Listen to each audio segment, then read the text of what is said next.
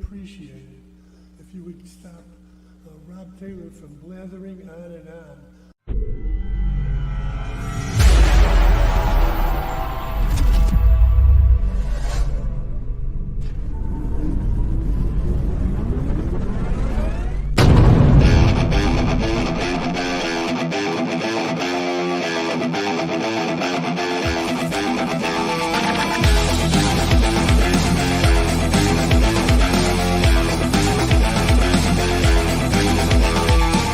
Opinions expressed by the talk show hosts, callers, or guests on the Rob Taylor Report do not necessarily represent the opinions of the hosting platform, subsidiaries, sponsors, or possibly anyone else on the planet or the known universe.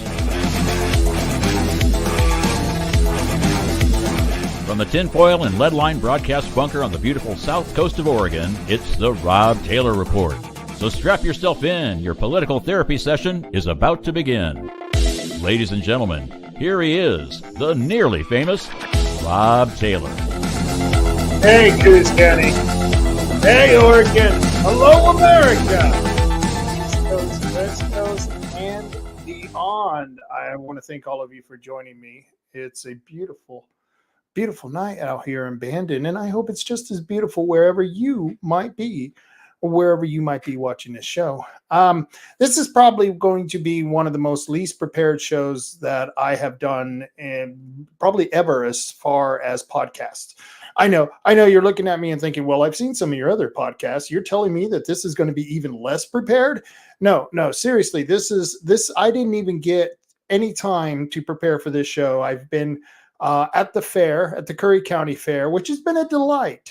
It's been a delight. There are a couple of instances where, let's say, we got cross with a couple of people, but I'll tell you about that in a minute because, since I'm not prepared, I might as well tell you what the hell I've been doing and why I'm not prepared. But I've been going to the county fair in Curry County, and of course, it's an hour away from where I live. I live here in Bandon. It's down in Gold Beach. It's the most beautiful drive. And even though it's the most beautiful drive, it sure does take a lot of time out of our day because there are several volunteers who are going down every single day, except I didn't go today. Today, I had to make a trip over to Eugene. But every single day since Tuesday, I've been going down to Gold Beach. We set up on Tuesday, and then we got going on Wednesday, and it was a little slow the first day. The first day of the fair is always slow. I don't know how many of you have worked the fair. I've worked at least 20 of them since I've been here, and it's been, I always have a good time at the fair. It's whether I see people I don't like or people I do like, because when I see people I do like, we have a great conversation, and there's a lot of people that I don't even know that I'll have a great conversation with. And then there are those people who, well, they want to argue with you, and that's okay. I'm all in for the argument. Let's go ahead and have it. And it happens. And it's always fun to watch the expression on the people who are in the booths on either side of me, because of course they're looking at me going, wow, this guy is something. This guy's a radical. And so sometimes it gets fun. And with people who I don't like who are there, it also gets a little fun because I like messing with them. I like messing with those people. It's hard, when you're in a position of being a senator or a representative or someone who's an official in the party or just an official with the city or the county, you got to be on your best behavior. And I'm going to take full advantage of that when I see you at the fair. So it's been a lot of fun. I've been messing with a few people, and strangely enough, I don't know why I haven't been recording some of this stuff, because some of this stuff was really great, but it's hard to sit there and have a legitimate conversation with people and record them at the same time. They feel like their privacy is being invaded, even though they're at a fair, a public event. But, a lot of people, they just don't want to be on camera. And, with the way politics is today, with people canceling each other, with people going after each other, I don't really think that's such a bad thing that people, don't want to be on camera. I completely understand it. I get it. And, it's not for everyone. So I'm maybe tomorrow I'll whip out the camera and see if we can get a few people to talk about what we're there at the fair to talk about. And that's the wind turbine projects. The Bureau of Ocean Energy Management, of course, is bringing in these damn wind turbines. They're going to put up 262 of them in 2 different call areas, one down across from parallel from Brookings and the about 18 miles out from the shore, and 13 miles out from the shore in northern Coos County and southern Douglas County, pretty much between Coos Bay, parallel to Coos Bay and Reedsport. So they're putting in these 2 places. Maybe I had the map.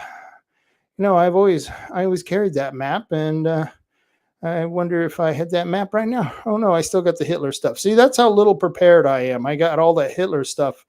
Monday was a good show. Monday, I had Harry Cooper on here. And, I love having people guests who come on the show who are just total freaking radicals, just like me. And Harry Cooper, he's someone who's been investigating and studying the U-boats of Germany and the what happened to many of the Germans who came to South America during World War II. He's been studying that stuff.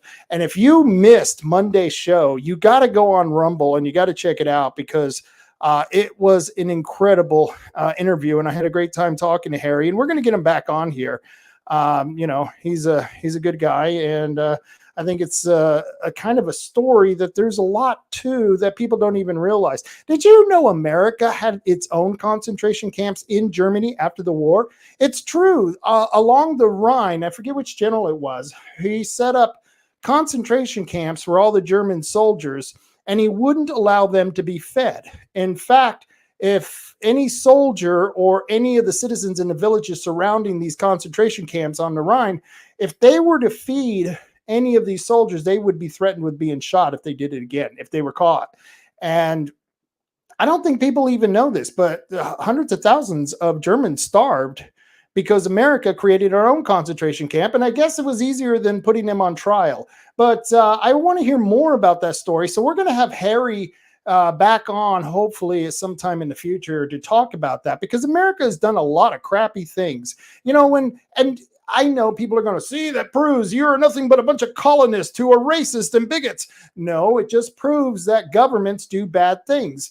And because Americans have not forced the government to follow the Constitution, our government has grown beyond the size of what anyone could recognize it compared to the Constitution. And, well, it's doing bad things because that's what government does. Government is the necessary evil, as Thomas Jefferson would say. Several of the founding fathers said that. It was a necessary evil. You have to have small government, a limited government. And that's what the Constitution was supposed to do. It was supposed to limit the government so that the people could have maximum freedom.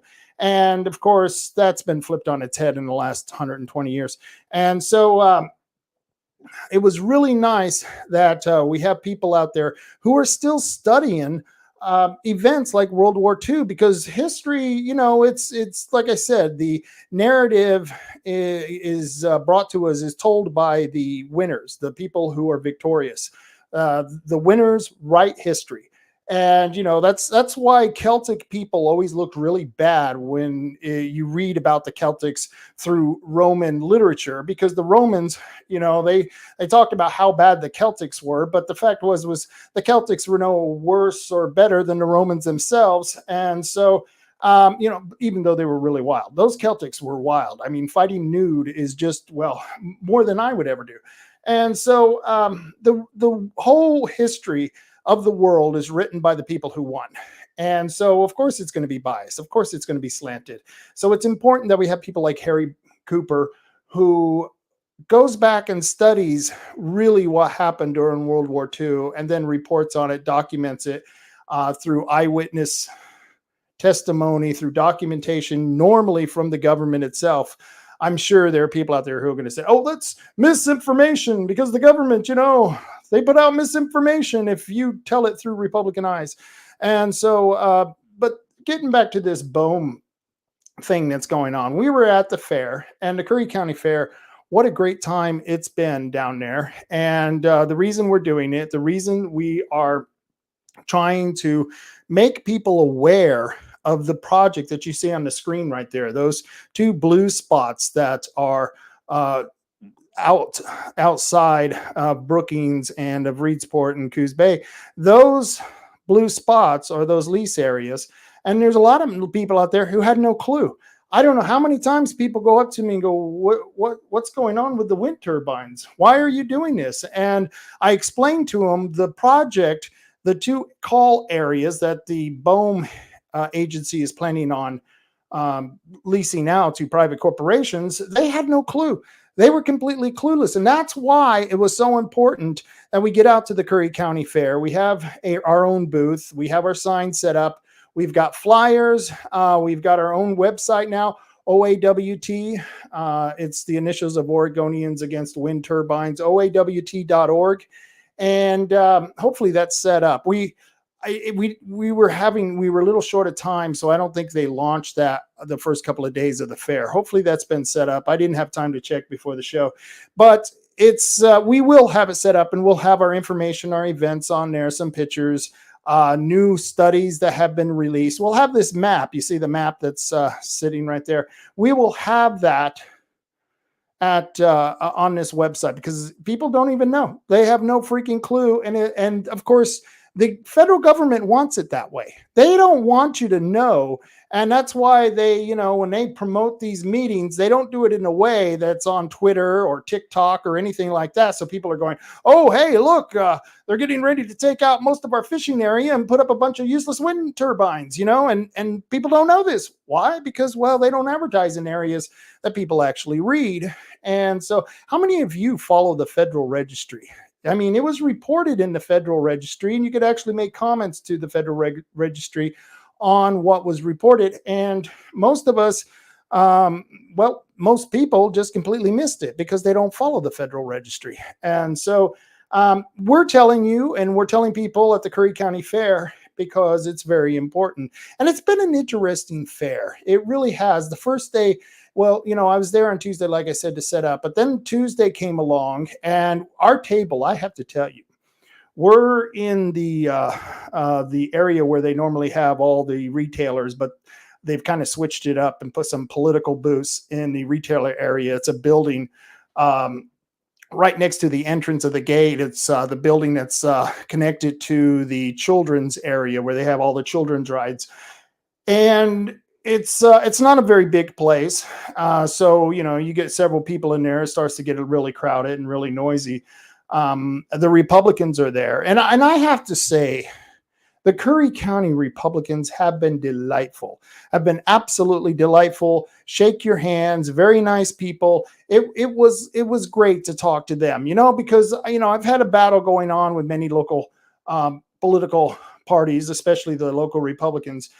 Especially here in Coos County, I've been having a battle going on. So I knew some of them were kind of ticked off at me, but the Republicans from Curry County have been a delight, have been an absolute delight to work with. And so we're making people aware of this call area, and we're telling them about our rallies, because we're going to be having more rallies next month. We haven't got those scheduled yet. Like I said, we've been busy. We've been at the fair. And so, I want to thank everyone who came to the fair and manned the booth. That's always a wonderful thing, because, I've been getting there about 10:30 in the morning. And sometimes I've been the first guy there. I thought I was late on Wednesday when I showed up, and it was like 10:20. And no, I wasn't late at all. Nobody was there. It's like, it's Curry County. It's a little bit of a sleepy county, but that's okay. They're very friendly people. And so when you sit there in the morning, it's really boring. Between about 10 and 2, nobody shows up. I have to sit there and talk to myself and make conversations, much like I'm doing right now. And there's just no one going through the building. That doesn't happen until about lunchtime, a little bit after lunch. And then you get people walking through, and it's been mostly very positive. Most people, I would say, 85, 90%, probably even more, because I really haven't been tallying it, are opposed to these wind turbines. Even the ones who don't know that the wind turbines are being put up, they are against it once they find out. And so I'm definitely want to make sure and get people informed on this, because we're hoping that the commissioners of Curry County will be putting an advisory question about the wind turbines on the ballot. Now, it's the reason they're doing it isn't because they support the wind turbines. In fact, all 9 commissioners in Curry Coos, and Douglas. Even John Sweet, I think, has come around on this. They're opposed to the wind turbines. They're opposed to these wind turbines being constructed and all of that infrastructure being brought onto all the land of all three counties. And so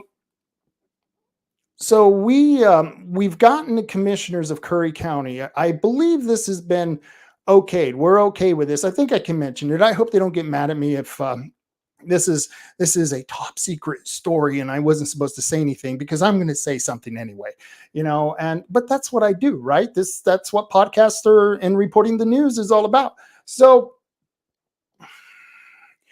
the guy that's been helping us, Lynn Coker, really nice guy, very well liked in Curry County. He told me that the commissioners are going to put that question on the ballot, and that's why we wanted to be there at the fair, to make sure that people knew to vote. Yes means yes, we want it. No means no, we don't. And of course, I've told Lynn this, make sure that the question corresponds to the answer. You know how you get those ballot questions, and this always happens with state initiatives.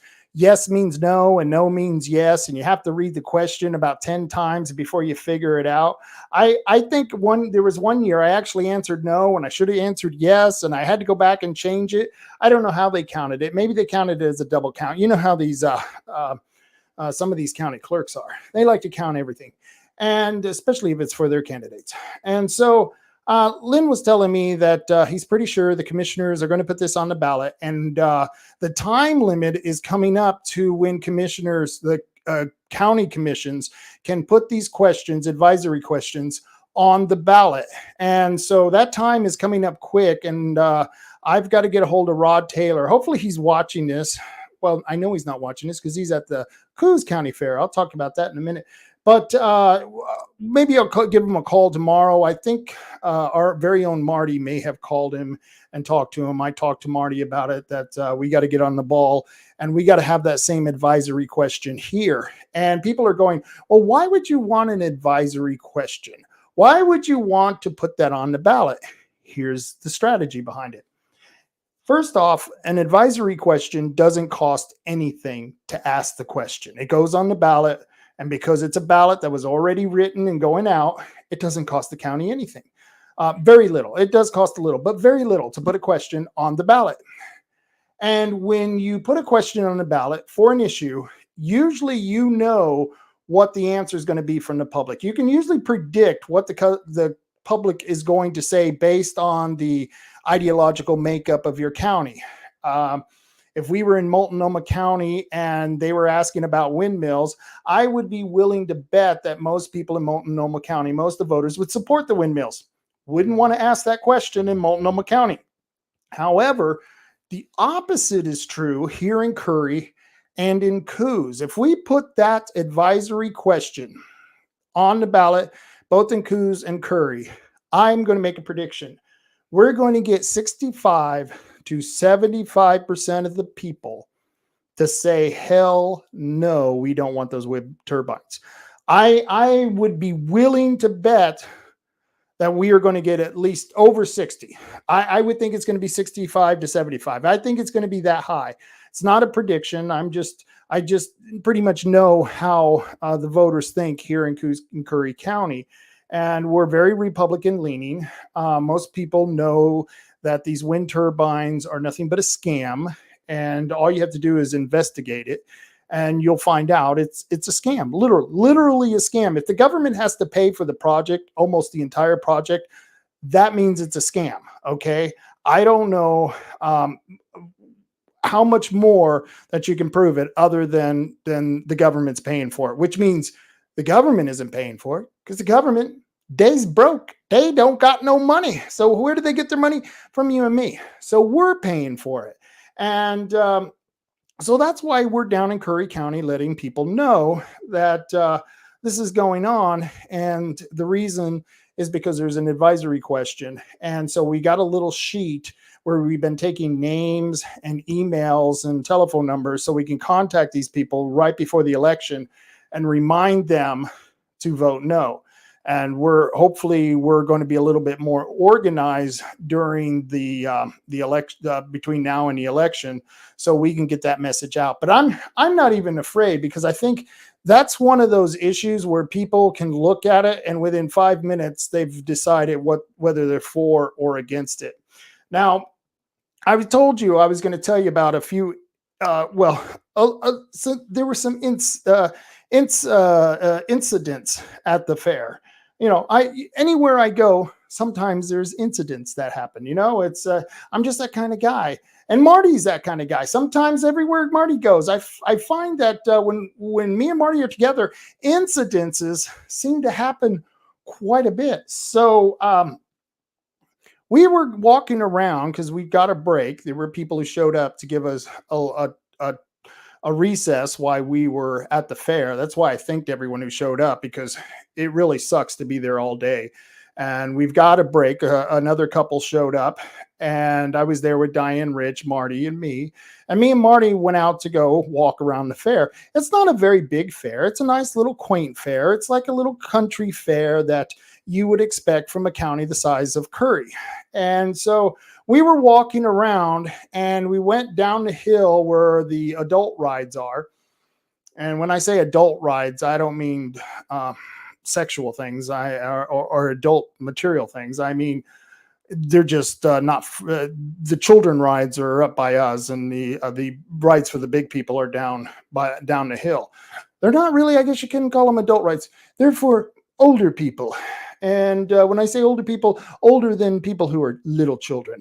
And so, boy, I'm really screwing this up. But we went down to the building where they keep the animals, the pigs, the sheep, and all that good stuff.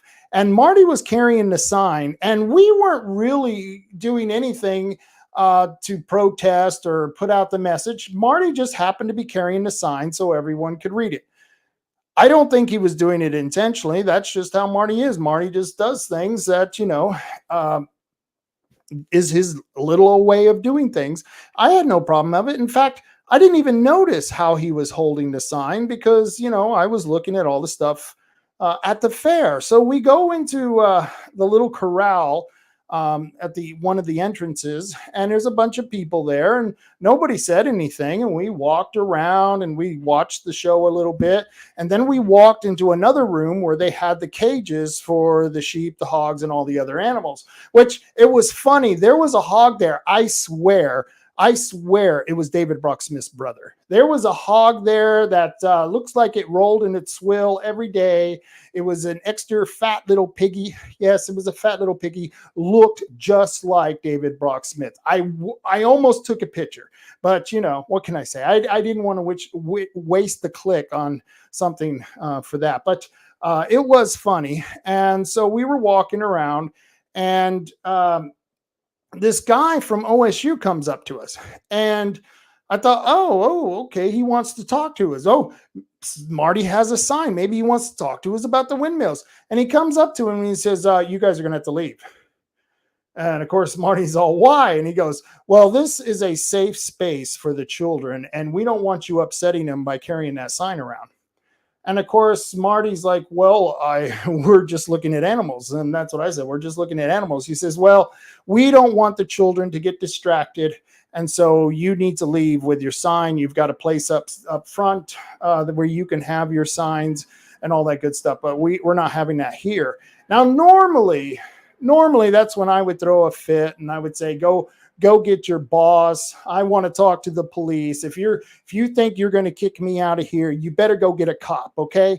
Normally I would do that, but I didn't want to make a scene because there were kids there and they were in the middle of a show. So he kind of had us, you know what I mean? It's one of those situations where you want to fight for your rights, but it's like, okay, we're leaving, we're walking out. And it kind of ticked me off because this guy from OSU, I don't think he had the authority to do that. And I don't think there's anything wrong with walking around carrying a sign. What if the message was on a shirt? Would I have to take off my shirt or leave? I don't know. So that was one of the first incidents that we had. And it was funny, by the time we got back up to the hill where our booth was, I was getting madder and madder, thinking maybe I should have challenged that guy. Maybe I should have. And I went to dinner that night with another couple, me and my wife, and of course my wife and them said, "Oh no, you were right. You shouldn't have made a scene. There were children there." And so, okay, all right, you just never know, because I'm one of those who always wants to. I just always have to stand up for my rights. Well, yesterday, that incident happened on Tuesday, but yesterday, on Thursday, me and Joe Wilson were sitting at the table. Now, Joe is a funny guy, and he loves messing with people just as much as I do. And we had this lady come up, and we could tell she was already ticked off. She was there with her husband, and her husband, he looked like he had already been on his third stroke. I don't know. He was just, he would, if you would see him, you would think he's a enchilada short of a combo platter. You know what I mean? It's one of those guys. And so, he wasn't saying much, but his wife came up to the table, and we go, "Oh, have you heard about the windmills?" She goes, "Yes, I do. And we need them because we need the jobs." And we started to answer her or respond to her. And before we did, she started laying into us, "Well, you don't know what you're talking about. Your facts are wrong and my facts are right. And that's just the way it is." And we said, "Well, have you heard?" I started asking her, "Have you heard about Mike Graybill?" Mike Graybill is a biologist. I believe he's a biologist. He may not be a biologist, but he works with nature. He's very well respected by the left. I've been almost on the opposite side with Mike Graybill on every issue. And I was going to ask her, I said, "Do you know Mike Graybill?" Because he's actually against the wind turbine project. But she wouldn't let me answer. She kept putting her hand up. Nope, I don't have to talk to you. I don't have to listen to you. You people are just going to lie. And she walks off, wouldn't allow us to answer. It was like, this is the typical Democrat. And her husband's standing there. And of course, he's embarrassed. You can tell he's embarrassed. He just puts his head down and walks, "Yes, dear," as he's carrying her purse. And they walk off. And I'm looking at Joe, and we were just laughing. We were laughing. But we got vindicated later in the day. Later in the day, the lady who runs the Democratic booth at the fair, who's in charge, who's the chair of the Democratic Party, she came to our table and she said, "Look, I was wondering if I could take a stack of your pamphlets and some of your signs, because I want to put them in the Democrat headquarters. People are coming in very ticked off that this project is going on." This is the Democrats. And of course, me and Joe are looking at each other. We're going to be very nice to this lady. Yes, you can have, here's a whole stack of pamphlets. Here's some signs. Please take them to the Democratic headquarters and let them know that this project is a bad project, and here's some information on it. And we talked to her for a few minutes, and she was opposed to it. The lady that she was with was opposed to it. In fact, they signed our sign-up form. So we have their name and number. It's hilarious. This was just hours after the first Democrat came up and yelled at us. And so I look at Joe after the lady left. I said, "Isn't that funny? She's probably going down to the tent where that other woman is. And that other woman's going to get really ticked off when she puts our signs and our pamphlets up in the tent and then takes them over to the Republican headquarters."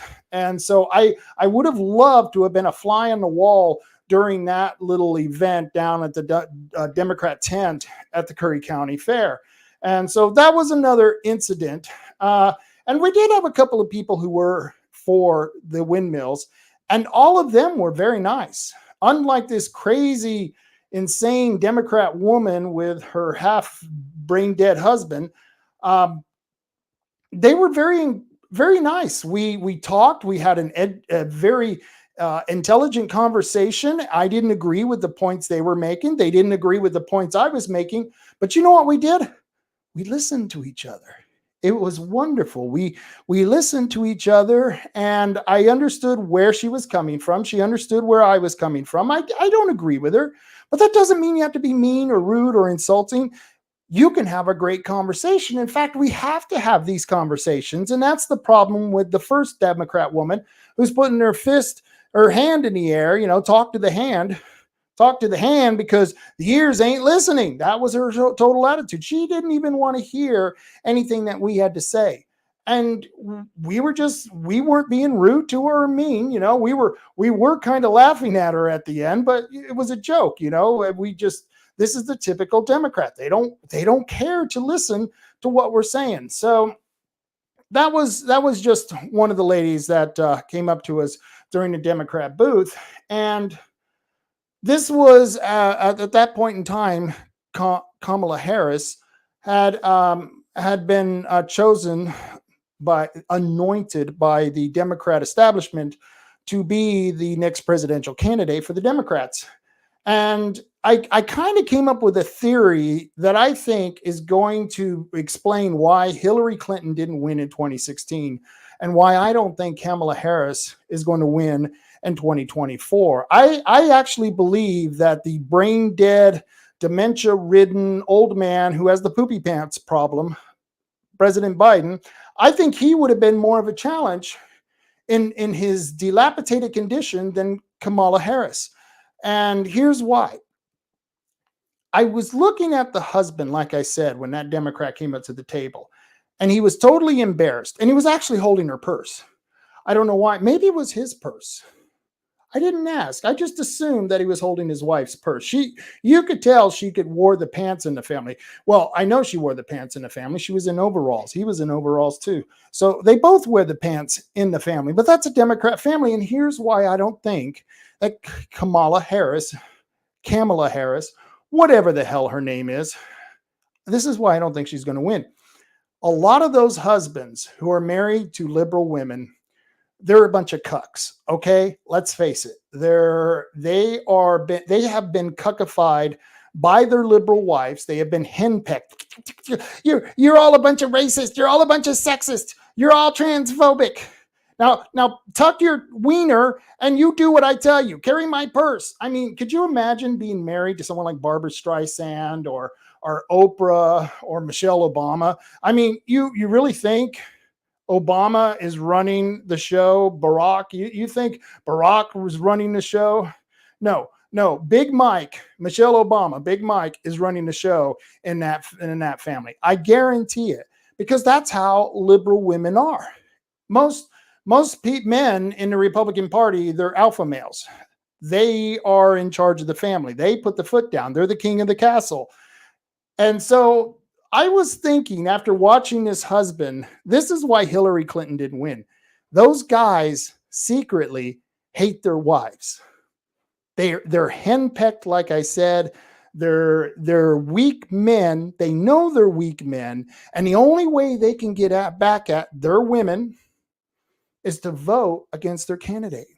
And I think because Donald Trump is one of those alpha males. I mean, he's one of those guys who can grab women by the you-know-what and they want to sleep with him. He even said so.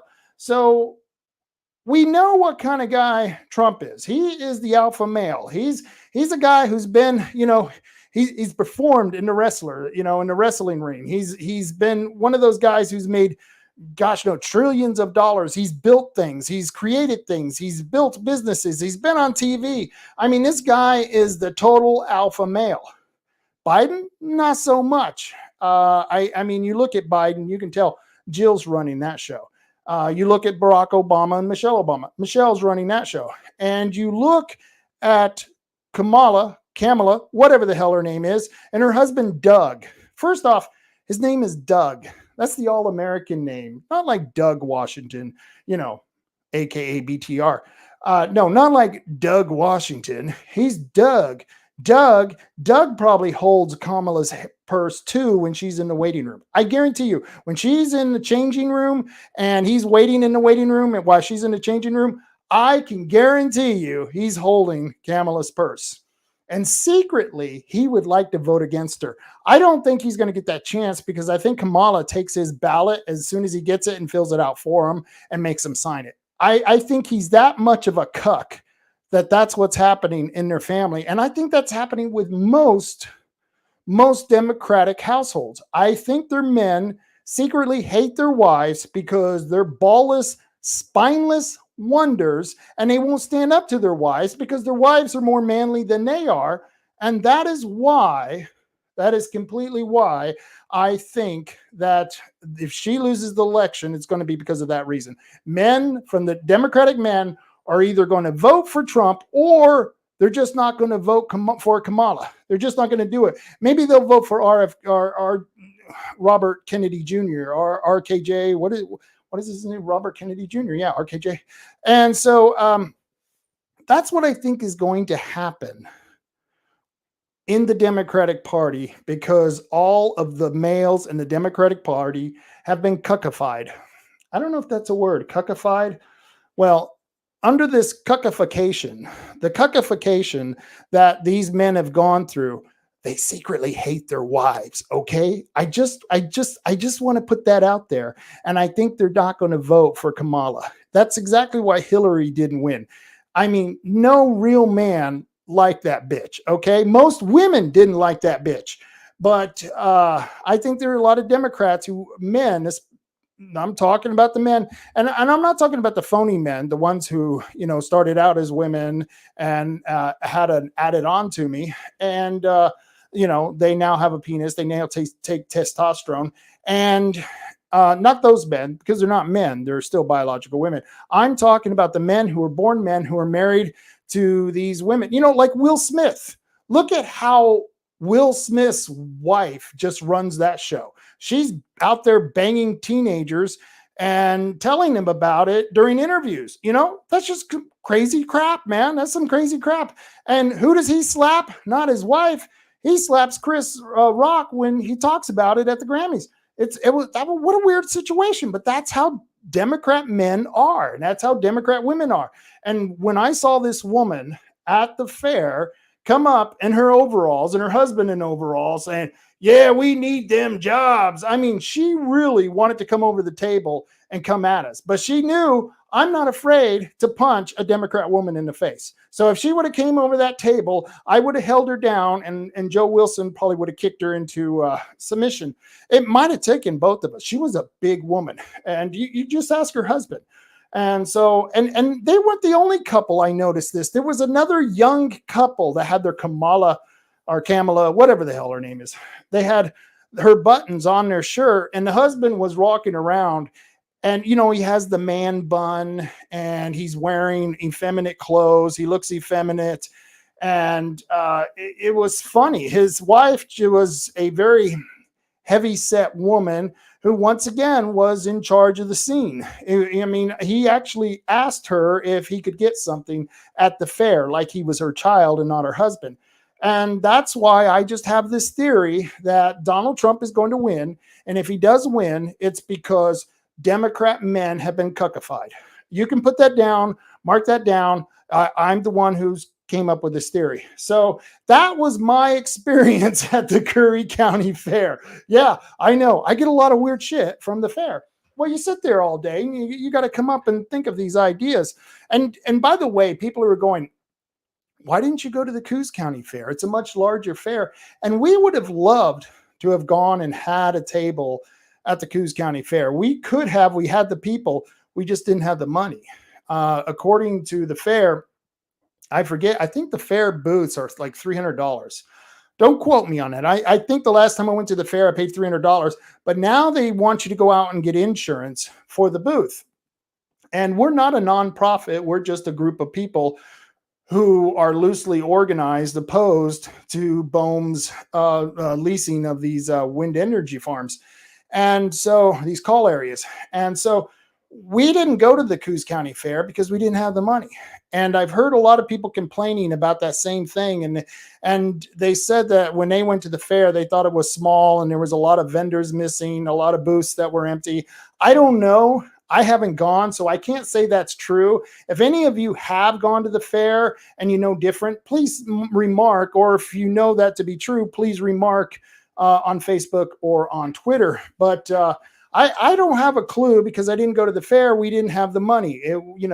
We just had a couple of weeks to get organized just for the Curry County Fair. And I didn't realize that Curry County and Coos County have their fair on the same days. I mean, that's a little weird. I was sitting there and I was even surprised that they were, I don't know if they were the same company or two different companies that had rides that counties could rent for their fairs, or ride companies that could come in and set up the rides for the kids. I didn't know there were that many of them in this area. So that was kind of impressive. I thought that was interesting because I didn't know that happened. And I'm thinking about it. I guess it would have to happen because, there's only 3 months in the summer and there are 36 counties. So I would imagine most counties have their fair at the same time another county is having their fair. But that was the reason we didn't go to Coos County. And I want to let you all know there was no Citizens Restoring Liberty meeting tonight. Nicole Taylor, that is Commissioner Rod Taylor's wife, she sent out the notice that they weren't going to have a CRL meeting because they were all going to be at the Republican booth at the Coos County Fair, which is good. The Republicans in Coos County, they need a lot of help. They need a lot of help. And they need a lot of leadership change too. So I am all for people getting involved with the local party if they really want to change the party. I think that's a great idea. If you want to go to the party and keep the status quo, not so good. Not so good. This ain't so good at all. But they are at the fair.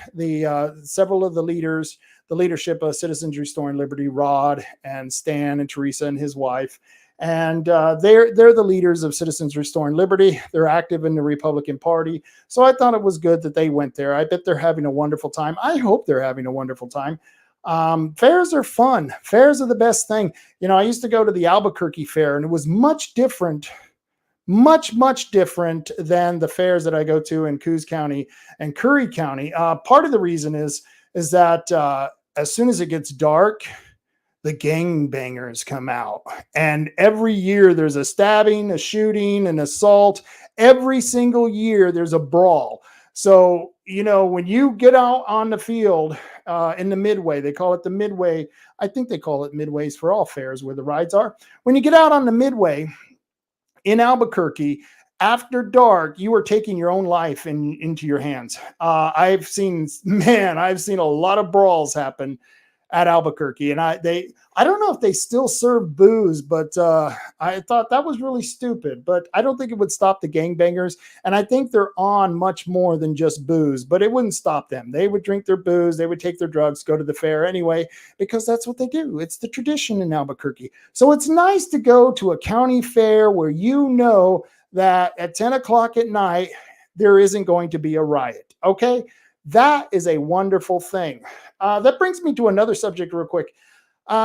It's been reported that Coos Bay and Roseburg are some of the most violent cities per capita in the United States. And someone who's come from violent cities, you go to Dallas, you go to Fort Worth, you go to Denver, you go to Phoenix, you go to Albuquerque, Los Angeles, Compton, you go to Oakland. Hey, you go to one of those cities, and I can tell you right now, those places are way more violent, way more dangerous than the Empire neighborhood any time of day or night, any time of the year. So I was a little blown away how Roseburg and Coos Bay got on this list.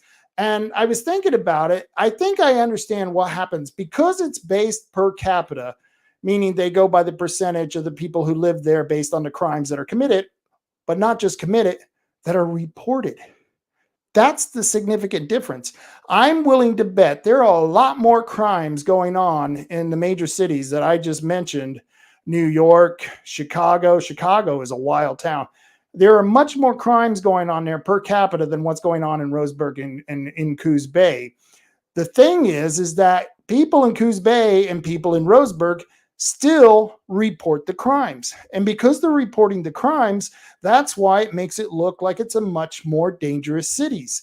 And they're not much more dangerous. It's just that people who live in San Francisco, nobody goes to jail. Nobody gets prosecuted. So why report it? This is what happened in Albuquerque. Every time we would be a victim of a crime, and you're almost on a regular basis a victim of a crime.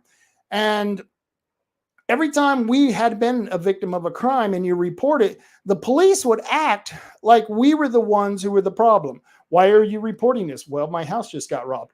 Well, okay, there's really not much we can do about it. There's a lot more serious crimes happening out there. Yeah, and you're ignoring those too, officer. And even if you find the criminal and you take it to the DA, the DA will tell you, yeah, that's you were a victim. That's really sad, but I'm not prosecuting it. So why report it? In fact, I always thought the next time I get robbed, if I catch the burglar or the robber, I'm just going to shoot the bastard, bury him in my backyard, and hey, nobody reported it. We're not bothering you, officer. We're not bothering you, Miss DA. Well, that's not the same here in Coos County. People are still reporting it, but I don't know if that's going to stay that way because the justice system has been sabotaged by the legislature and the governor here in Oregon. So I'm not sure it's going to stay the same here because people are going to get tired of reporting crimes because, if you do report it, the cops don't, arrest these people. There's nowhere to take them. And if they do arrest them, the DA, he's behind. So he's probably not going to prosecute them unless they're serious crimes. And even if he does prosecute them, they don't hold them as long as they should hold them in the prisons that they're sent to. So the whole system has been sabotaged. I like people go, oh, it's a broken system. No, it's not broken. It's working perfectly, just the way the leftists want it to work. Because like I said, you can't destroy a government until you destroyed its justice system. You destroy its justice system, and then you erode the confidence people have in government, because that's what any government is there to provide. Remember I told you at the start of this conversation, government is a necessary evil. Well, the reason it's a necessity is we have to have a collective justice. We can't have vigilantism. We can't have people having star chambers deciding who lives and who dies based on what crimes they may or may not have committed, And so that's why we need a government. The government is there to protect our rights, and you can't protect our rights unless you define those rights and create a justice system built on protecting those defined rights. That's not happening right now. It's not happening at all. In fact, they've got made up rights, and the made up rights, those are given to the criminal, and they have more rights and more privileges than we, the citizens, do. Well, I shouldn't say citizens. We, the innocent people, the non-violent, non-criminal people who aren't out there causing this garbage, we've lost our rights, but the criminal, they got all the rights in the world. And that's the problem with what's going on in our state and our county. And that's why Coos Bay and Roseburg were on the list of high crime cities, because the justice system hasn't been completely sabotaged in our area where we have lost total faith. But I think we're almost there. I know I've lost a lot of faith. Victims. Thank you, Patriot T. Yes, victims out there. A lot of us are victims, not all of us. And, just because you're a victim doesn't mean you should act as a victim. You hold your head high and you let those criminals see it's not going to bother you, and you're going to defend yourself. That's the only way we're going to stop this, folks, on top of putting the pressure on our politicians. And that's what we're doing. So getting back to where I started with this conversation about CRL, no meeting tonight. They're all at the Coos County Fair. Tomorrow's the last day, so I recommend you go out there and have a great time. And come, if you don't want to go to the Coos County Fair, come out to the Curry County Fair. I'd be more than happy to see you. I think it's 100% a really cool place. And maybe you'll get to see some of those crazy Democrats who have the cuckified husbands. Cuckified. I got to look that word up. I think I created a whole new word. And this would be the definition. Husbands who are married to predominantly Democratic liberal women. They go through the process of cuckification and they become cuckified because they're a bunch of cucks. And so I don't know if any of those words actually exist, but I'm making them up because I think they serve a purpose, at least a purpose for this conversation. Let's see. So that was my theory on why I think Kamala Harris isn't going to win. Kamala, the Ugandan giant. Every time I hear that name, that's what I think of. I don't know if you guys are fans of wrestling. World Federation, the World Wrestling Federation, there was a big black man that supposedly was from Uganda, Africa. They found him in Uganda, Africa. He was a cannibal, and he would wrestle under Kamala, the giant, because this was a big man. This was a huge man. They actually found him in downtown South Dallas. That's where they found the Ugandan giant. I believe that's where they got the man. And it was funny. He used to wrestle the Von Erichs. I was a big fan of wrestling. And the Von Erichs, what was it? The Kaiser Von Erich. I don't know if you remember the guy. The Iron Claw. He's the one who always had the Iron Claw. And the Kaiser Von Erich had 3 sons, the Von Erichs, and they used to wrestle Kamala, the Ugandan giant. So if you hear me refer to presidential candidate, well, not quite presidential candidate yet. It hasn't been officiated. The officials, the whole thing, it's not official yet. So we'll just go with the almost presidential candidate, Kamala, the Ugandan giant, because I think she was probably born in Uganda. I don't know. That's just one of my theories. And so we're going with that. And like Kamala, the Ugandan giant, maybe she was really found in South Dallas. I don't know. But you got to remember, this was a woman who built her career on marrying strong men. And then when she built her career, she married Doug, her current husband, which is a white guy. Doesn't that say something about Kamala, that she would marry a beta boy, cuckold white guy? I don't know. It just seems like she wears the pants and carries the belt in that family. I guarantee you, Doug has to ask if he can pee standing up. I guarantee you, in Kamala's house, poor Doug is a totally cuckified man. So just some of my thoughts. Maybe they're sick thoughts. I don't know. That's a lot of time at the fair. You spend a lot of time at the fair. You got to think about other things. And so where was I going with this? So that was just my theory on Kamala. And this, like I said, I wasn't very prepared for this show, but I did see some really cool news articles. And let's see if I can share the screen on that, because this was interesting. I don't know if you've seen this one, where Governor Newsom, that is, he has made a call to sweep homeless encampments caught the eye of Silicon Valley billionaires. And of course, the billionaires are probably upset because, it's not equity. But yesterday, California Governor Gavin Newsom, he's another pretty boy. Yes, he's another pretty boy. He probably, like I said, peace sitting down. And he's one of those men who, well, he goes out and he gets manicures and pedicures. He probably goes and gets one of those things, those facial masks, that guys like him get to keep his face clear and all that good stuff. I'm just willing to bet he goes to the sauna and takes mud baths. Yeah, that's the kind of guy Gavin Newsom is. But yesterday, Governor California Gavin Newsom issued an executive order for the removal of homeless encampments throughout the Golden State.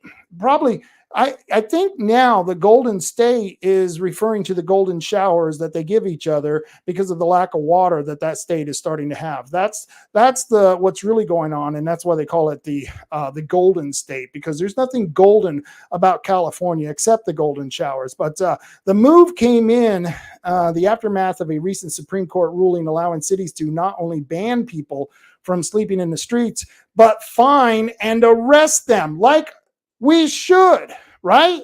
And it caught the attention of a particularly wealthy constituent. Of course it did. In response to a post on X from Newsom, which read, "No more excuses. We've provided the time, we've provided the funds. Now it's time for locals to do their job." Silicon Valley billionaire and venture capitalist Vinod Khosla sort of agreed. He agreed, but if and only if we provide them with an alternative location to sleep. What? This guy is asking that we provide a sleeping facility for these people.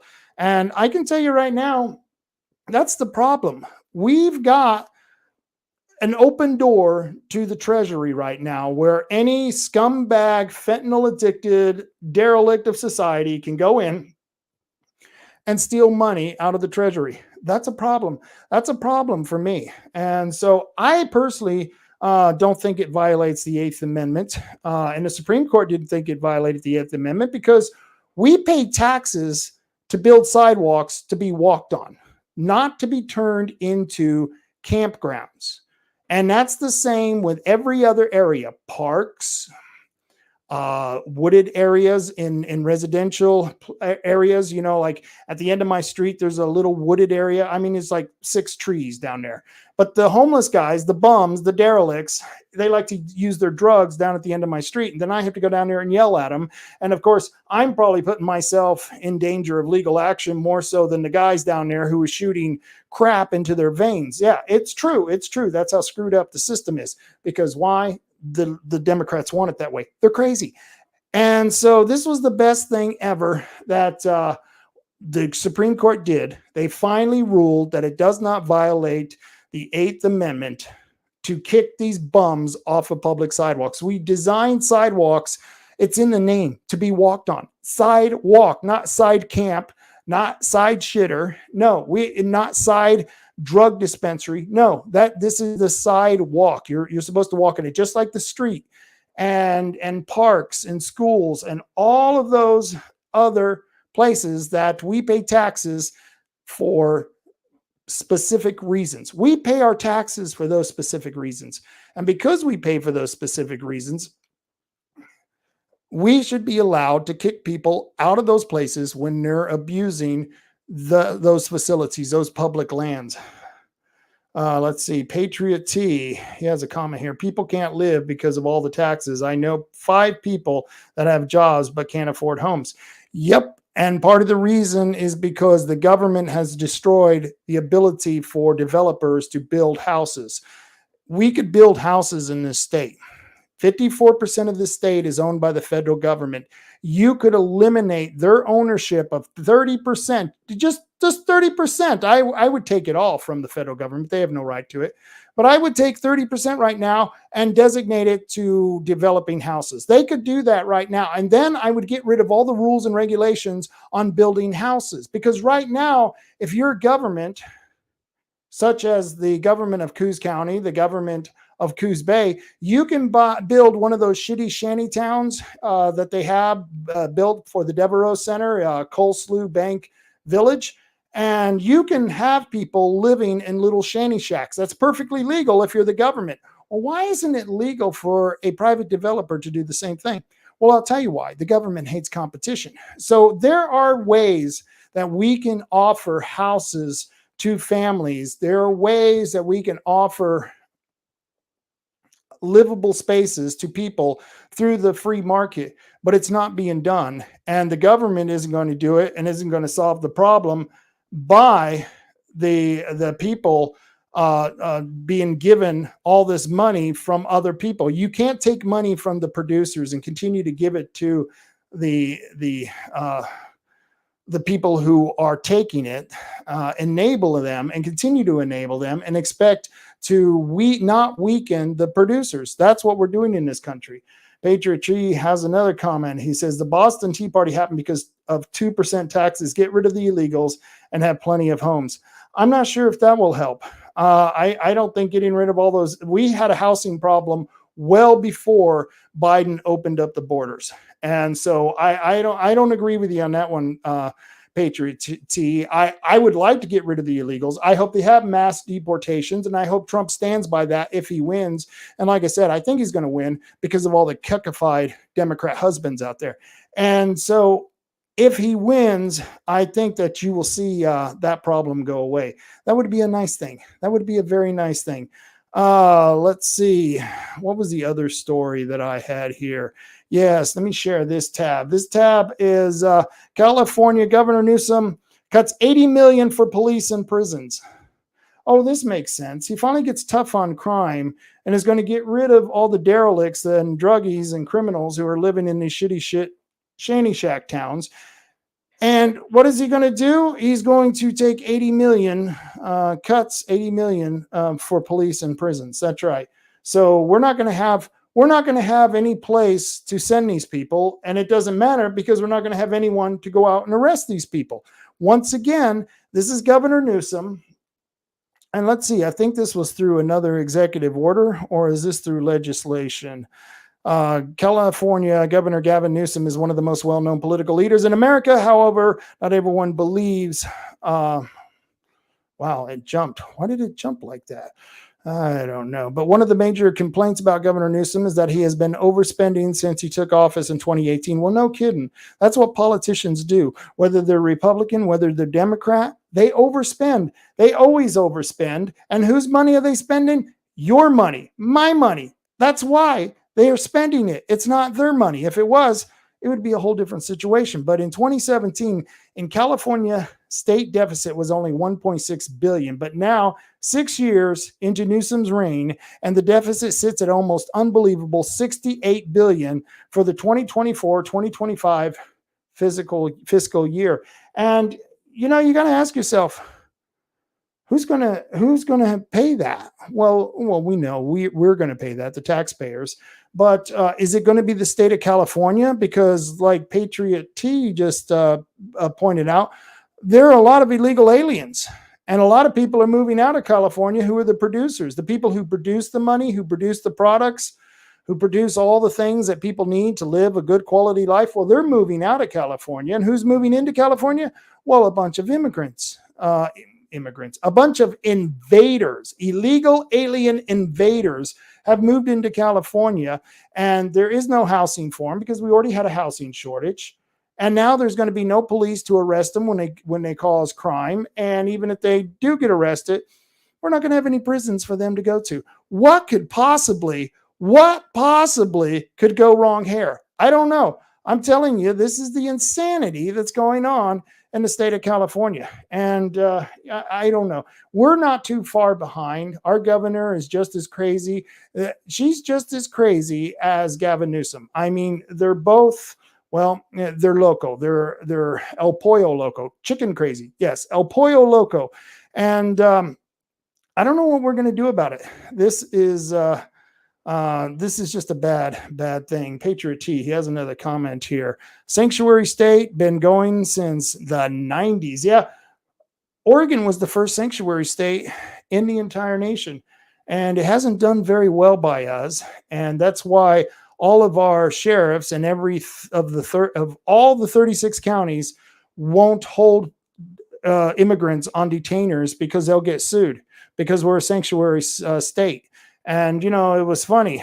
The Supreme Court of Oregon held up the sanctuary state law, but yet our Second Amendment sanctuary ordinance, which was based on the illegal aliens sanctuary state status, same law, just the difference was it protected your gun rights. You know, the same right that's in the Second Amendment. Yeah, our law did that. And the same court who upheld the sanctuary state law for Oregon killed the sanctuary state, the Second Amendment sanctuary ordinance, the Second Amendment sanctuary ordinance. Yeah, that's the SASO is what we call that.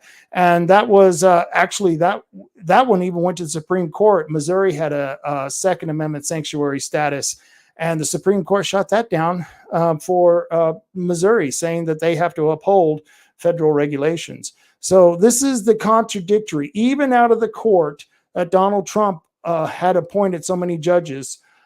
There's still sometimes they get it wrong. They've been making a lot of great decisions, but they've made a lot of wrong decisions. And their decision to shoot down Missouri's Second Amendment sanctuary status was just absolutely ludicrous.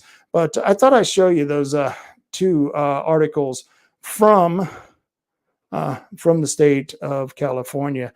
Let's see. I want to share this tab here with Kamala. This is Kamala. Let's see if I can open that in full screen. Can I do that? Yeah, actually I can. So I want you to listen to this. This is Kamala, and I forget the guy. He's the comedian on the Late Show. I forget his name. Why? Because he's irrelevant now.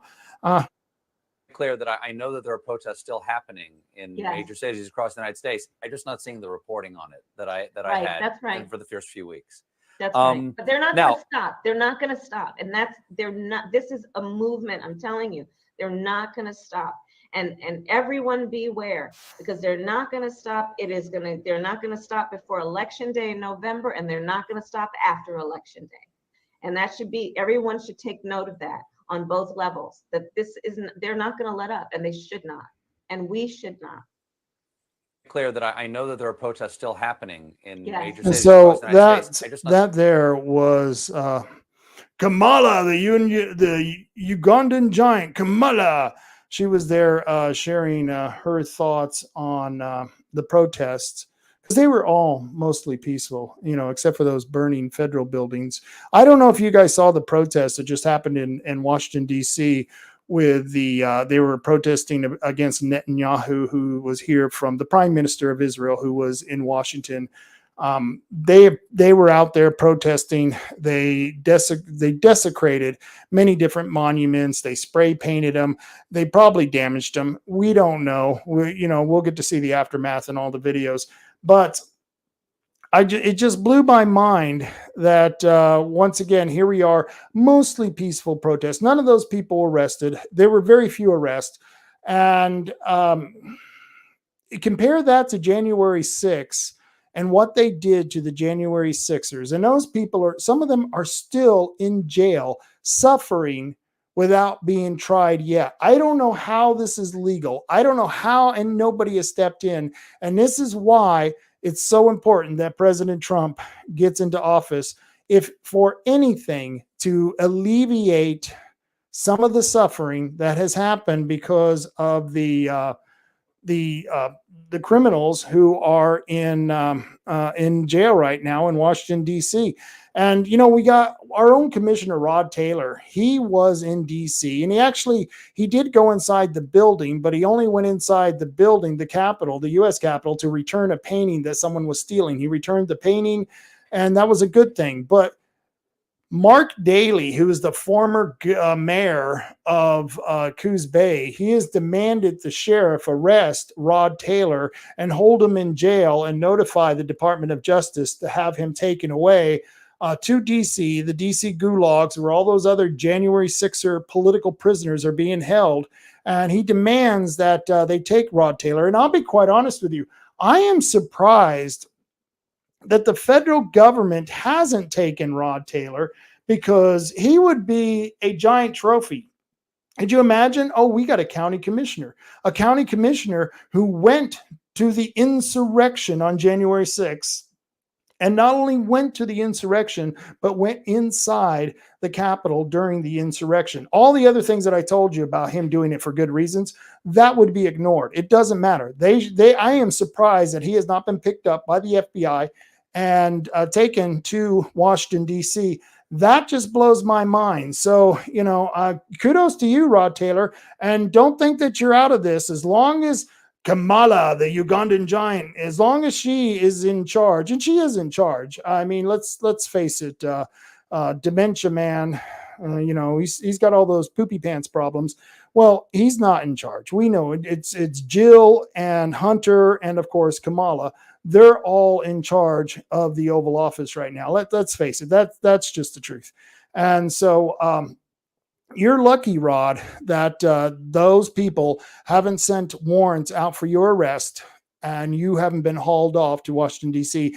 And it still may happen. As long as Donald Trump is not in office, there's still a chance that you could be, another victim of the injustices coming out of Washington, D.C., the injustices by the leftists who control our justice system, or injustice system, maybe we should call it. And this is just a bad thing. But if I switched screens here. I rolled down on my Twitter site, and I have another video for you. I want to bring the conversation back to the broken criminal justice system that is disproportionately negatively impacting Black and brown people all across this country today.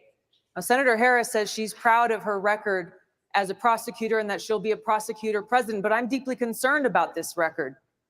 There are too many examples to cite, but she put over 1,500 people in jail for marijuana violations and then laughed about it when she was asked if she ever smoked marijuana. She blocked evidence. That would have freed an innocent man from death row until the courts forced her to do so. She kept people in prison beyond their sentences to use them as cheap labor for the state of California. And she fought to keep cash bail system in place that impacts poor people in the worst kind of way. Thank you, Congress. And that there was Tulsi Gabbard. And I really like Tulsi Gabbard. I think she's a straight shooter. And there are rumors that she may be working in the Trump administration if he actually wins the presidency. And I think he will, because of my theory on the husbands of Democrat women have been cuckified. And because they've been cuckified, the only way they can get back is voting for either Donald Trump or not voting at all for Kamala Harris. I think that's their way of getting back. Just a crazy theory of mine. But Tulsi Gabbard is so much more of a classy woman than Kamala could ever be. And she was absolutely right. You know, in the early 90s, when I became an activist against the drug wars, mainly the marijuana that was illegal, I watched a lot of my friends go to jail. And they went to jail for long periods of time, or they were forced into drug court, which was even longer sentences than if they just served their time out in jail. And so I watched a lot of my friends go to jail for marijuana, low-level marijuana offenses. And it used to tick me off because the Republicans say, oh, nobody's serving time for low marijuana offenses. Yes, they are. And you know who's putting them in jail? Democrats like Kamala Harris, Democrats like Joe Biden. Joe Biden was a drug war hawk. There wasn't a drug law that didn't punish druggies that Joe Biden didn't vote for. And we were fighting, especially in New Mexico, at the time, we were fighting the Democrats on the liberal issue of marijuana legalization back in the early 90s. And I know there's a lot of people out there who conservatives who don't think marijuana should be legal. I don't know. I think all drugs should be legal, and we should promote responsibility, personal responsibility, not like what happened with Measure 114. And that's a whole other story. Measure 114 was a bad measure, and because of different aspects of the measure, it failed. And I knew it was going to fail. I voted against Measure 114. However, I am for drug legalization, but especially for marijuana, because I don't think marijuana is any more dangerous for people than alcohol. I don't think marijuana is any more dangerous for people than sugar. Look at how much diabetes is killing people today all over the country. I mean, we've got a huge diabetic problem in this area. I mean, Twinkies and Ho-Hos and Doritos are the danger in this country, not marijuana. Twinkies and Ho-Hos. But, you know, and you can't compare marijuana to fentanyl. Fentanyl is just absolutely nuts, okay? It's a bad drug. And the reason we have so much of it here is because we don't control the supply, and we don't control the importation of this because it's illegally imported here by the illegal aliens, because we have an open border. And even if we close the border, they would still find ways to get it here. So that's why we have to use a societal structure where we force people to be responsible for themselves. And how do you force people to be responsible for themselves when they're druggies?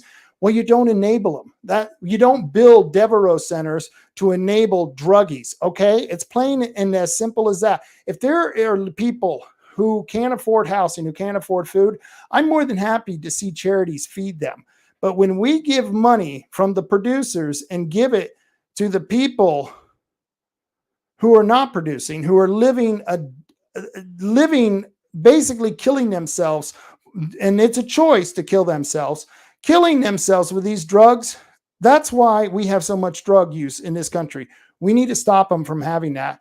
And when they commit other crimes, we need to take them in, we need to sober them up, and that there in itself would give them the chance to get off the drugs. And society needs to look down on drug usage. Drug usage isn't cool. There's nothing cool about shooting up with heroin, smoking your fentanyl, smoking your crack, and living in the street in your own waste, in your filth, in a dilapidated life. There's nothing cool about that. But the left, the same people like Kamala Harris, who was so strict, who put so many potheads in jail, she's the same one now who wants to give money to people who are just going to spend that money on drugs. I don't get it. You shouldn't buy alcohol for alcoholics. Most craziest thing I've ever. So when I was fighting against the marijuana laws, That was one of the biggest things. There was many, mostly Democrat politicians who wanted to lock people up because that was their only solution. And I don't think marijuana users should be locked up. And so that's why you look at this dichotomy of what the Democrats say now and what they were saying then. It's the same thing with her political record. You notice how they're trying to scrub her political record?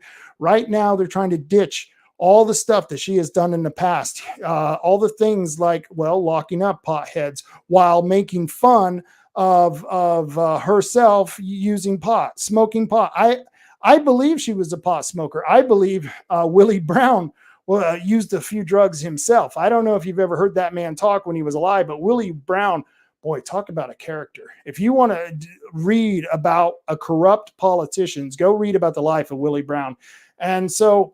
And that's how she got her political career. He appointed her to DA after they got rid of a really bad DA. And so once again, you got a lousy politician who gained access to the system, gained access to into the establishment through nefarious means. And she did it on her back. Screwing Willie Brown. And that's how she got her political positions, no pun intended. But those are some of the things that have been going on with me. It's been an hour and 15 minutes, and I didn't think this show would have gone on past 6 minutes because, like I said, I was absolutely unprepared for it. But I thought I'd give it a shot, and I hope I entertained you enough. I hope I informed you enough, and I certainly hope that you get involved because, lacking a actual civil war, the only thing that's going to stop that is us getting involved. And I don't think we can vote us out of this situation, but I do think that if we become better activists, take more risk, be bolder than we've ever had been before, I think we can stop some of the craziness that's coming out of the leftist politicians right now. And so that's the thought I want you to think about. And the only reason I'm mentioning that is that we need volunteers to help us with our wind turbine rallies. We need volunteers to help us with the fair booths and stuff or any other events. And we will keep you informed on that. When those events happen, I will post them on the show. And if some of you can just give up just a little bit of time, I mean, it's really not that much. Our rallies don't go longer than an hour and a half. Yes, sometimes we have 2 rallies in a day, but you get 30 minutes in between the rally, so you can rest up until you get to the next city. And do another hour and a half. And you don't have to go to both rallies. I'm just asking you to go to one rally, the one that's happening in your city, or go to a commissioner's meeting or a city councilor meeting. I know they probably don't listen to you, but that's not the point. The point is that you have to be there to show that there's opposition to their craziness. There's opposition to their craziness, and there's an important reason why you have to do this. When guys like me are going back and looking at an issue, we see very often that nobody speaks out on a lot of these issues that are passed at the city level, the school board level, or at the county level. There's no one there to speak out against it. And so it makes it look like everyone was for it. Everyone wanted whatever they were doing, when we know that if they took a vote, they would have lost on the issue. And those people who would have voted against whatever issue they were pushing usually don't show up to the meetings. But if you did show up to the meetings and you spoke out, I could say later on when I'm writing articles or I'm giving testimony at another meeting that there were people against it. And that's why I need you people to show up to the city council meetings and the county commissioners meeting and question authority. Always question authority, because authority is getting really bad and they deserve to be questioned. In fact, they deserve more to be questioned. They need to be reeled in. And we've got the perfect rod to reel them in. We've got the Constitution. The U.S. Constitution is a big rod, and we need to start using that rod like a blunt force object, okay? That's how we need to use the Constitution. That's how we need to use the state constitution. Because if you read the state constitution, the Second Amendment provision in our own state constitution, and I don't think it's the Second Amendment. I think it's Amendment 28. I could be wrong in that. But the same equivalent in our Constitution, the state Constitution to the United States Constitution for the Second Amendment is a much stronger Second Amendment than what they have on the federal level. And we need to use those as a blunt force object. So keep going to those city council meetings and keep reminding them they raise their right hand. Every time they take office, they raise their right hand and they take an oath to uphold the U.S. Constitution. And you got to make sure when they don't do that, that you tell them. You need to tell them. It's your First Amendment right. Let's see. Everyone press 1 amendment, free press.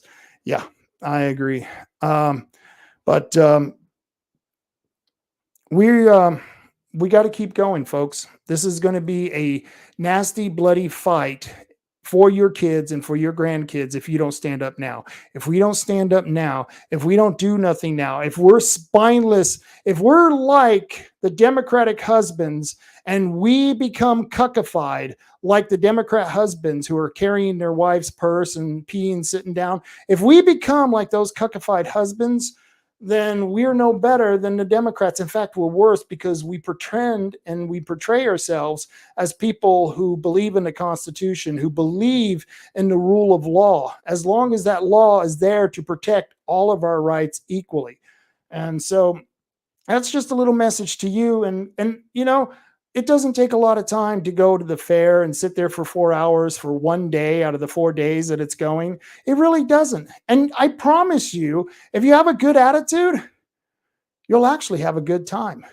And so I want to thank everyone who's come out to my rallies. We had a Trump rally the same weekend that Trump got shot. We had a Trump rally. I think we had like 25 people show up. It was a beautiful thing.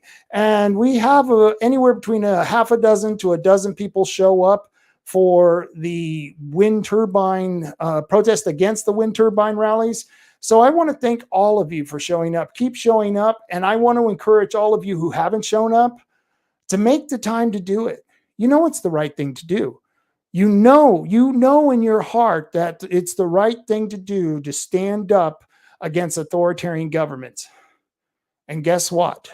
Uncle Sam and all his Democratic cronies and all his Republican cronies in the establishment, they have become dictators. They're authoritarians. We know this. We got to stop it. And so I hope you join me for these rallies. They'll be coming up. It'll be happening soon. And don't think that there's not a lot of things behind the scenes. We've got a new project coming up. I even got a commercial for the project. Check this out.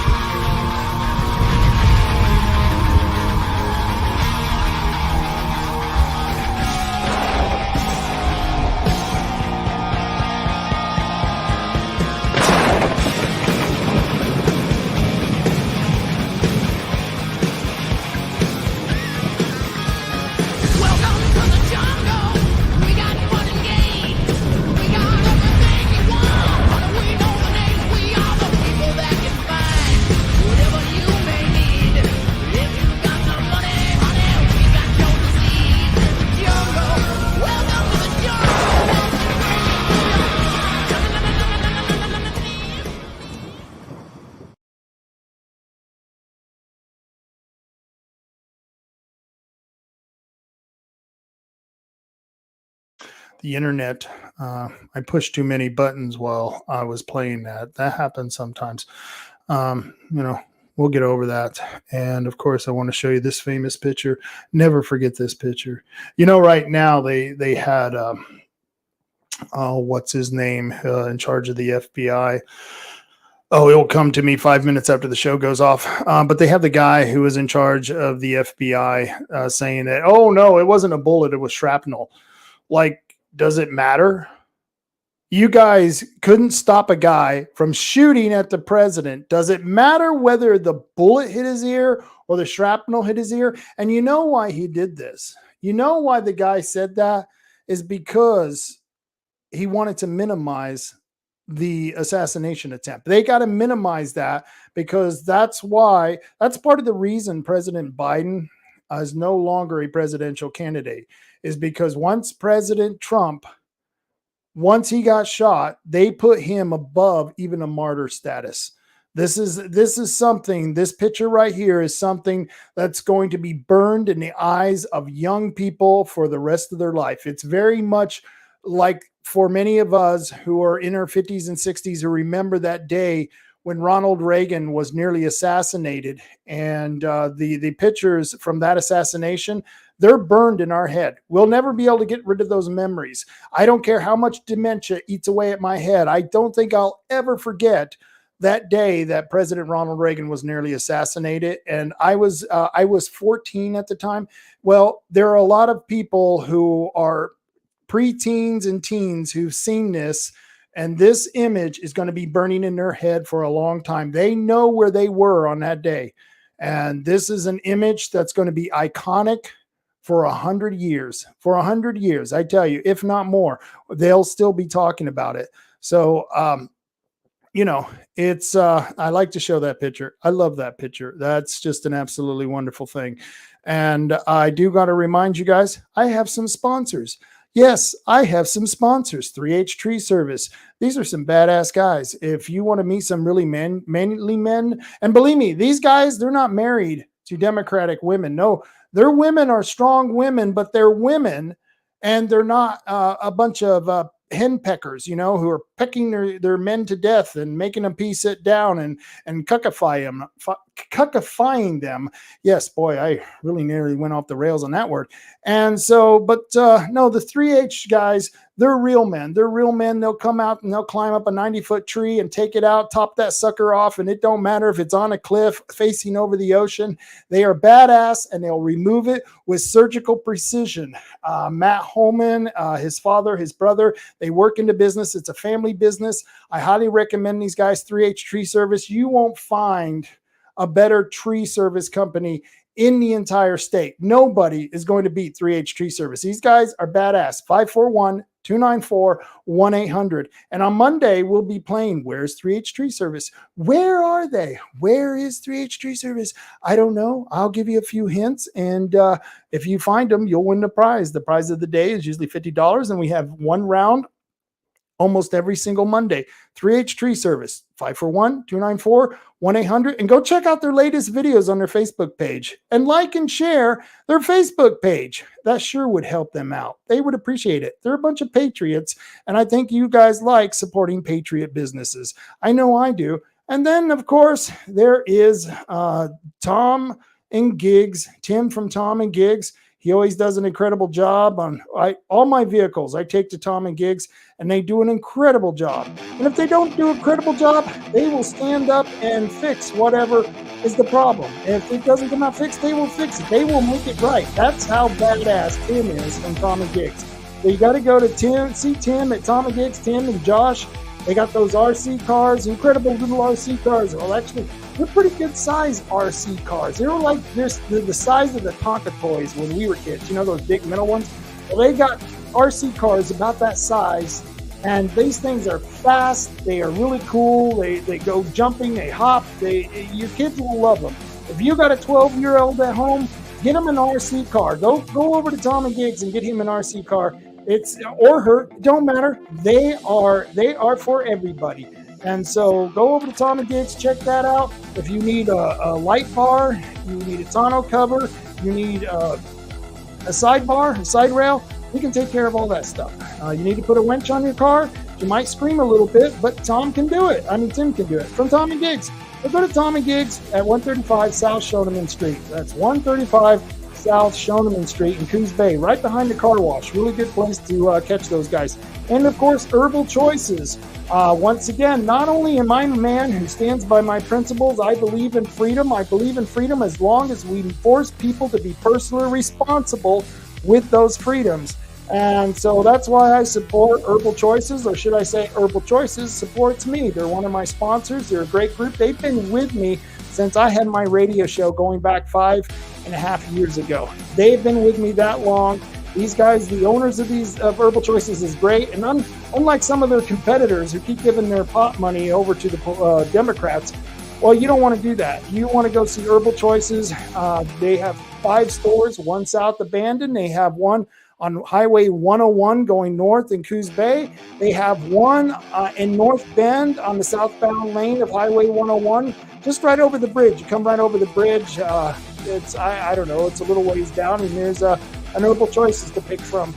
There's one in Charleston, and there's one in Reedsport. Best pot dispensaries.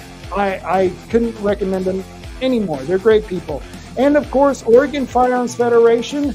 Oregon Firearms Federation, the only no-compromise gun group, and they're an actual genuine gun group, not one of these made-up gun groups made up by the political establishment because, you know, their candidates, they couldn't get endorsements from good, honest groups like Oregon Firearms Federation, so they had to create their phony gun groups. Well, Oregon Firearms Federation, they're not phony. They're the real deal. Kevin Starrett has been working at this for over 30 years, and he's kicking ass and taking names. Oregon Firearms Federation, go to OregonFirearms.org and sign up for their alerts. He sends them out on a regular basis, and they're extremely informative. They're not my sponsors, but I like to let everyone know you can go out to the Bandon Gun Club, which is just 5 minutes from my house. This is just 5 minutes from my house, maybe 7 minutes. But if you want to find out more about the Bandon Gun Club, go to bandongunclub.org. That's bandongunclub.org. And they don't have a rifle range, so if you need to sight in your rifle or sight in your telescope, I would recommend Tioga Sports Park, ran by Tioga Sports Park Association, and you can reach them at tiogasportspark.org. Sometimes they don't have enough volunteers and they're not open every weekend, so you may want to go to their website to see if they're going to be open and when they're going to be open. And I highly recommend you go check it out. They have a 100-yard target range. They have it for pistols, and they also have it for rifles. Tioga Sports Park. Couldn't recommend them anymore. Great people out there. And we had a great time when we went out to Tioga Sports Park. We got to go shooting with Kyle Rittenhouse. What a day. That was an incredible day. I don't know what to tell you. It was one of the best days of my life to go shooting with Kyle Rittenhouse. I mean, he's actually one of the few people who's actually killed Antifa and got away with it. But he didn't kill him. I shouldn't say he didn't murder him. He killed him out of self-defense. He was defending himself. So he had every reason to defend himself against these Antifa bastards, and they tried to prosecute him for practicing his Second Amendment rights. Well, he won. He kicked ass, and I'm glad to say he's one of my friends. Good guy. I really appreciate Kyle Rittenhouse and all that he's been doing. And I want to thank all of you who've commented. Patriot T, Samantha Frost, Conspiratard. Let's see. What happened with the Constitutional Carry Ballot Initiative? Well, I'll tell you what happened with the Constitutional Carry Ballot Initiative. That's a good question. Am I saying your name right? Conspiratard. And what had happened is that the people who actually crafted the initiative for this ballot initiative, they were a little bit of a shady, they were part of the Republican establishment. And the whole goal wasn't actually to put this on the ballot, because they knew, and most of us knew, that this constitutional carry would have failed if it gone to the ballot. Why? Because Multnomah and about 5 other counties in Oregon are full of crazy libtards. They're full of crazy leftists, crazy Antifa, Black Lives Matter, and people like Kamala Harris. And so the constitutional carry ballot, if it was put on the ballot, they wouldn't have voted for it. So what they were doing is they were trying to build up the data on different people who support their Second Amendment rights, because if they figured you support your Second Amendment rights, you probably are a conservative, and they want to be able to get in contact with you so that they can ask you for more donations. That's really what this was all about. I had the gentleman, his name is Joel, I forget his last name, but Joel was on the show, and he was one of the chief petitioners. And I even asked him about this, because Solomon Yu, if he was behind this ballot, and he said no, but it just seems like the people who are connected to this ballot were nothing but Republican establishment kind of people, and that's what they were doing. That's what dirtbag politicians do, and that's why you have to be allowed to criticize your own party, whether it's the Republicans, the Democrats, the Libertarians, the Constitutional Party. Look at the crazy wacko the Libertarian Party has nominated for their presidential candidate. Yes, he's going around with a tranny, and they're talking about transgenderism, the gay agenda. It's freaky. This is nothing. It has nothing to do with libertarianism. The guy loves to force people to wear masks. He thinks that was a great idea. He thinks that forcing people to take the vaccine, that was a great idea. So I don't know how the libertarians voted for this Nazi libertarian. In fact, if you're a Nazi, you can't be a libertarian. That's kind of the rule of being a libertarian. You're for, maximum freedom and limited government if you're a libertarian. At least it was when I was a libertarian. And I still consider myself libertarian leaning. I consider myself an objectivist, an individualist, and I believe that everyone is born equal with the same equal rights. But these people in the Libertarian Party, that president, people should have special rights. It's about equity, not equality. I don't know how we've gotten to this point, folks. It's a crazy time in politics. So thank you for that question. And so I'm going to get out of here, join the show on Monday. I really don't know who's going to be on. Like I said, I got to go to the fair tomorrow. So hopefully Sunday I'll actually have a show prepared for Monday. Yeah, I think I can get that done for you guys, and hopefully it'll be really kick-ass. I've got an idea of who I'm going to have on and what we're going to talk about, but since I haven't got it verified, you're just going to have to find out. You're going to have to tune in on Monday and find out what the hell we're going to do, because we're going to say some crazy shit on here. I don't know what to tell you. That's just the way I am. We say crazy shit, my guest says crazy shit, and then people go around saying, hey, did you hear that crazy shit they were saying on the Rob Taylor Report? Yeah, that's what we do. So thank you for coming. And you know what I always say at the end of the show? You know what I always say? Carry on, Coos County. Carry on. Carry on, America. Take care of yourselves. Take care of your family.